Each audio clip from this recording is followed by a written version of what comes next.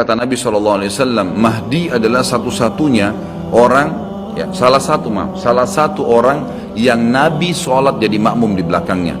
Karena waktu turun Nabi Isa, orang sudah tahu semua ini akan turun, lagi berkumpul gini mau sholat, pas mau iqamah sholat Isa alaihissalam turun.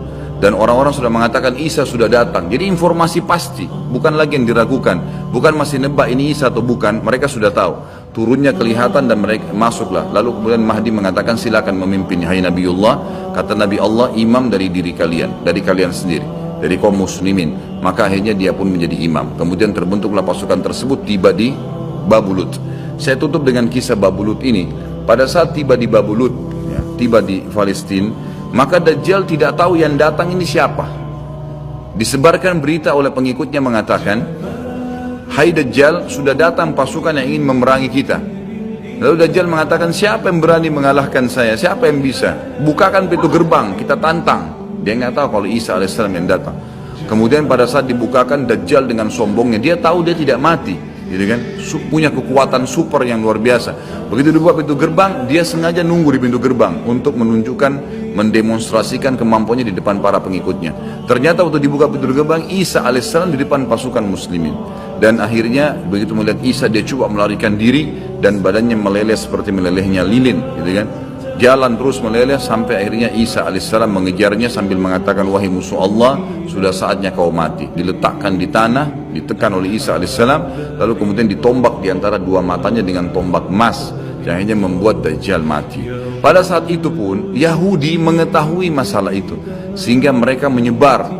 Mereka menyebar dan Isa alaihissalam sudah tahu instruksi dari Allah untuk membunuh semua pengikut Dajjal. Maka semua pun pengikut Dajjal dari Yahudi ini menyebar di bawah pohon, di atas batu, dan semuanya akan berbicara mengatakan, hai muslim, ini Yahudi, bunuhlah dia. Maka semuanya pun dibunuh oleh kaum muslimin kecuali satu pohon garkat. Pohon garkat ini pohon yang punya duri dan buahnya pahit. Dulu di kuburan Baqi cukup banyak, ya. Sekarang subhanallah di Israel paling banyak ditanam pohon garkat, karena mereka tahu bahwasanya itu tidak akan berbicara untuk menunjukkan siapa mereka. Jadi kebodohan orang Yahudi, tahu kebenaran ini tapi mereka tidak beriman.